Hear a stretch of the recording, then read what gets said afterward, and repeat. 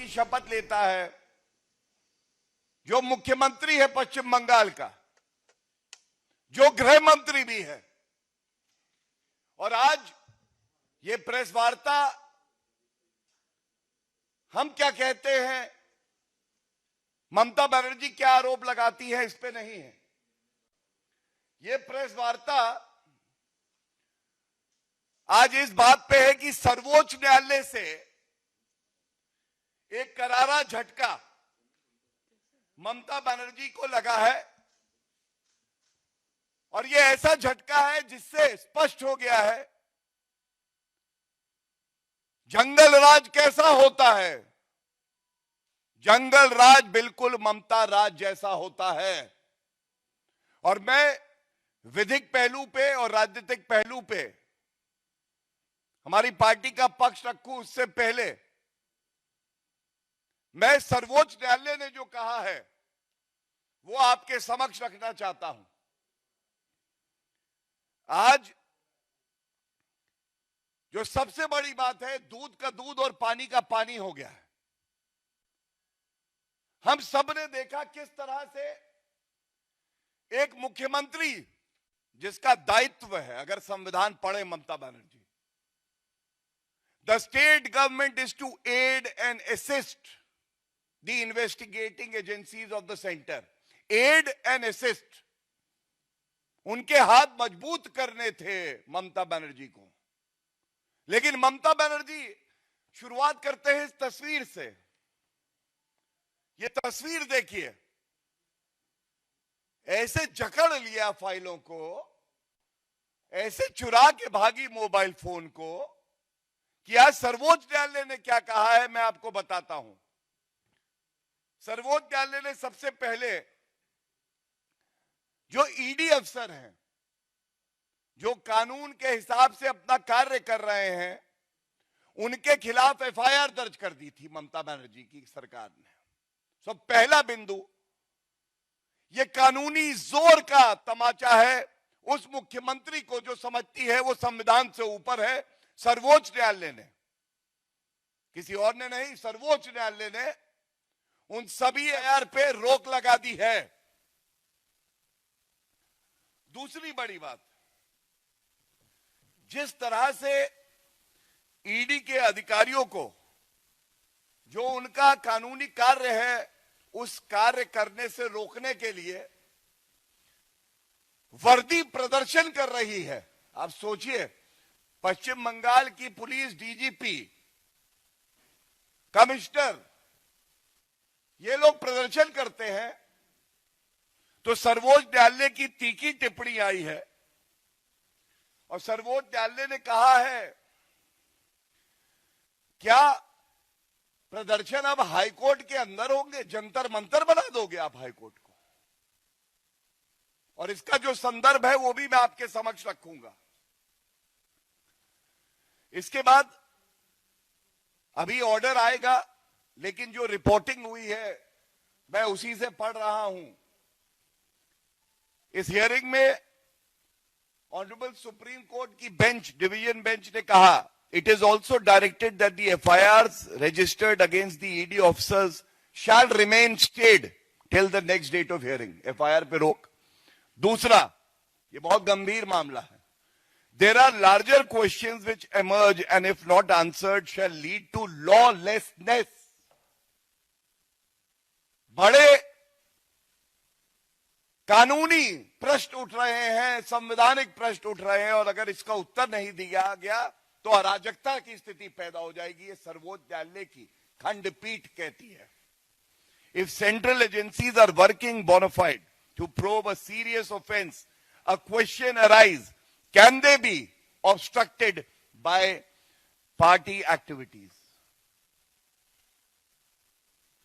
क्या ED, CBI, central agencies जो हैं, इनको पार्टी के गुंडे आके टीएमसी के रोकेंगे? इनको स्टेट की पुलिस, जो कि ममता बनर्जी के आदेश का पालन कर रही है, क्या वो रोक सकते हैं? ये सवाल उठाया सर्वोच्च न्यायालय ने अपनी टिप्पणी में। तीसरा, having heard learned counsels, we are of the prima facie view that present plea has raised a serious issue relating to the investigation by ED and its interference by state agencies. Prima facie, प्रथम दृष्टया police, जिसको ED के हाथ मजबूत करने थे, क्योंकि ये 2742 करोड़ रुपए का जो घोटाला हुआ है उसकी प्रोब चल रही है, तो वही दखल कर रहे हैं, वही डरा रहे हैं, वही रोक विवेचना को रोक रहे हैं। ये कैसा जंगल राज है पश्चिम बंगाल में? ममता बनर्जी को उत्तर देना चाहिए। आज सर्वोच्च न्यायालय ने आईना दिखा दिया है और इसके बाद बेंच कहती है इट इज ऑल्सो सबमिटेड, और ये बहुत अहम है। और ये लाइन मैं पढ़ूं उससे पहले मैं जरूर बताना चाहूंगा, एक पिटीशन हाईकोर्ट में फाइल हुई थी जो ऑल इंडिया तृणमूल कांग्रेस ने करी हाईकोर्ट में। तारीख नोट करिए, 9 तारीख को, 9 जनवरी को सुनवाई होने से पहले जो तृणमूल कांग्रेस का लीगल सेल है ममता बनर्जी के इशारे पर व्हाट्सएप मैसेज भेजता है, जिसका संज्ञान आज सर्वोच्च न्यायालय ने लिया है, और कहता है सभी हाईकोर्ट पहुंच जाओ। गुंडागर्दी देखिए, हमारे देश की संवैधानिक उच्च न्यायालय को गुंडों से डराने का प्रयास करते हैं। और जो बात सर्वोच्च न्यायालय ने संज्ञान ली, उच्च न्यायालय क्या कहता है सुनिए, और इसीलिए पुनः कहूंगा, ये ममता बनर्जी जंगल राज का प्रतीक है, अराजकता की मूर्ति है, और जंगल राज कैसा होता है? बिल्कुल ममता राज जैसा होता है। This is what the Calcutta high court has to say in its order of 9 Jan 2026, and I am placing quoting from that order. The environment in the courtroom is not conducive to comments continue with the hearing. और इससे पहले जो कहा है, at this juncture a huge number of learned advocates as well as other persons enter the courtroom and create enormous disturbance and commotion. Several requests made by the court to maintain the decorum and the dignity of the court so that the matter can be taken up for consideration fell on deaf ears. मतलब WhatsApp से message भेजे गए, TMC के गुंडे court के अंदर आते हैं, माननीय न्यायाधीश को डराने का काम करते हैं, और जब निर्भीकता से कोई न्यायाधीश नहीं डरता है तो वहां इतना शोरगुल हल्ला मचाते हैं कि उच्च न्यायालय को अपने आदेश में कहना पड़ता है जो वातावरण अभी यहां बना हुआ है ये शांतिपूर्वक सुनवाई के लिए उचित नहीं है।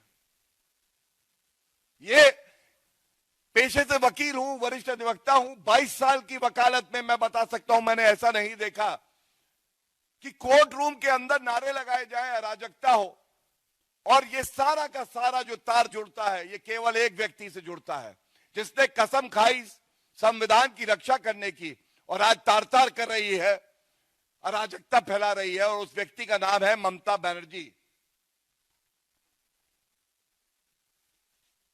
ये क्यों इतना गंभीर मामला है ये मैं जरूर बताना चाहूंगा।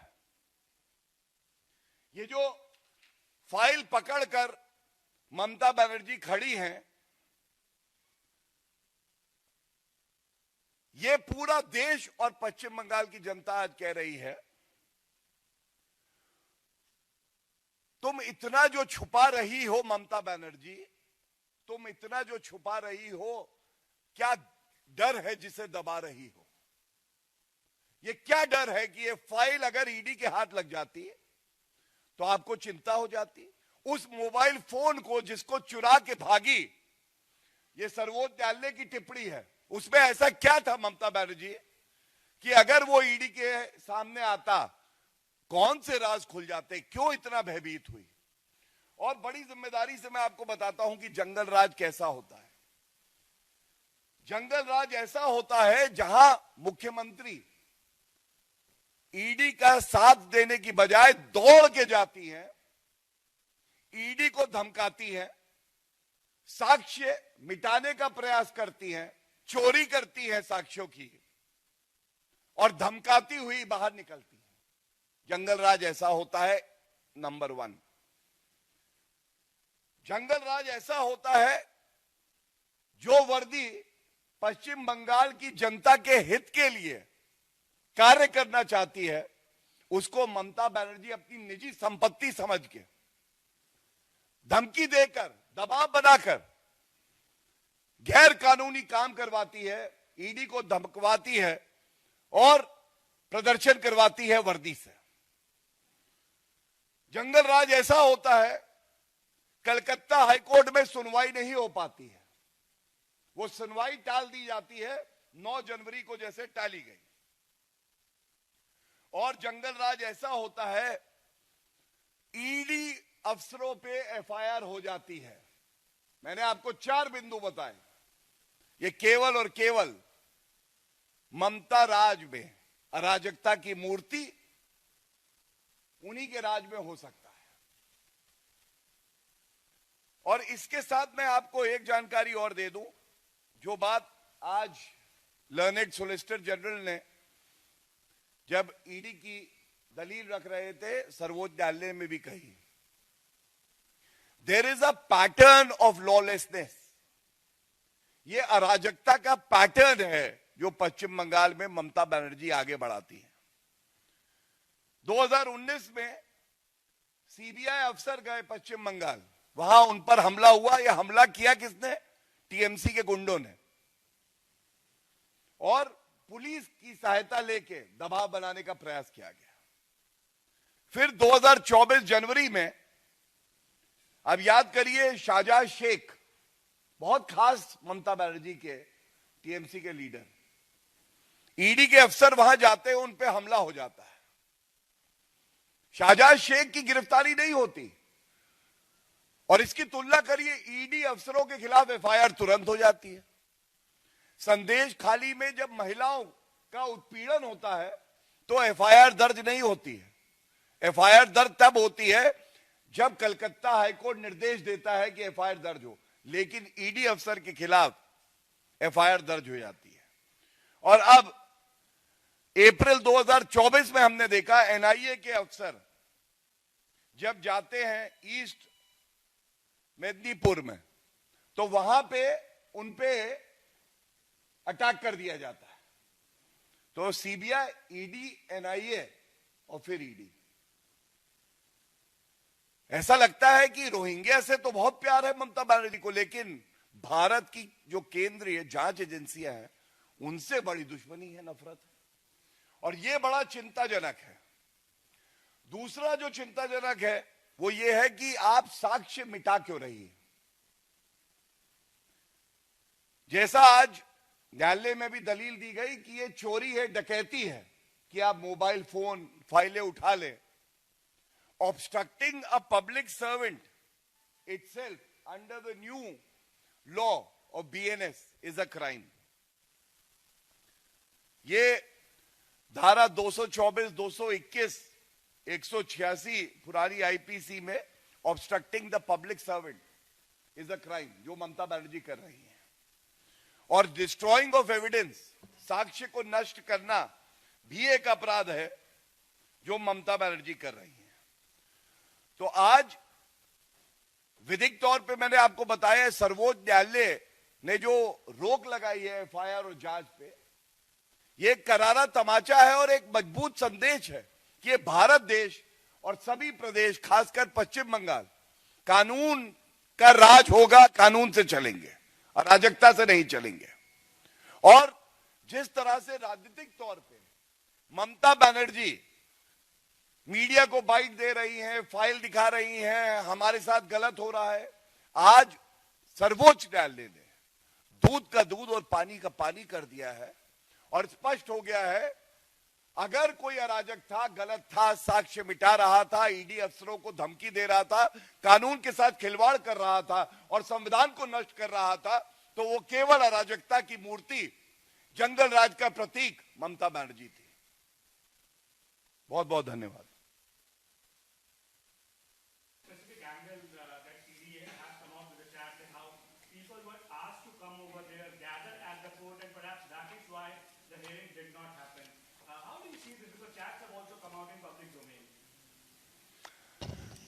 I am very grateful to you that media, being the fourth pillar is also understanding the gravitas of this demeanor by Mamata Banerjee and her goons. It is one thing to be in the political arena with your ideology and oppose a political party, which Mamata Banerjee also is free to do.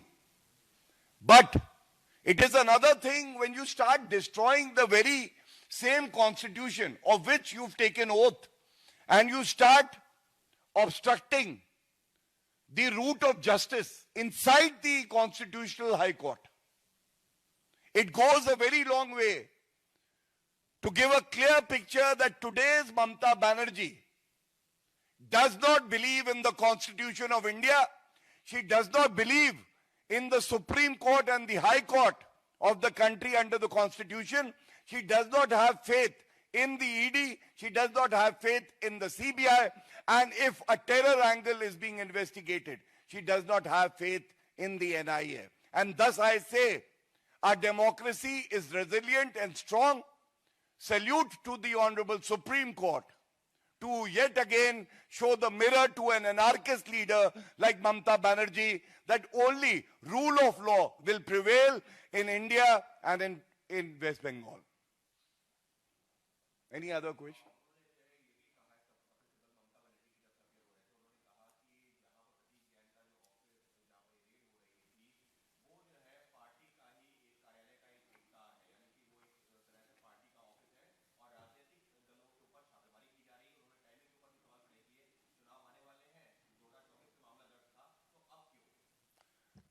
देखिए, ये जो timing का plea होता है, ये plea Kapil Sibal, Mamata Banerjee कई मामलों में दे चुके हैं, लेकिन कभी भी इनको कोई राहत किसी न्यायालय से नहीं मिली।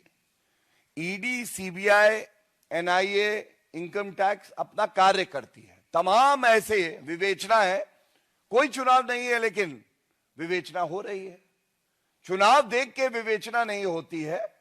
और ये हैरत अंगेज बात है कि टीएमसी का दफ्तर आज एक प्राइवेट लिमिटेड कंपनी के यहां से चल रहा है।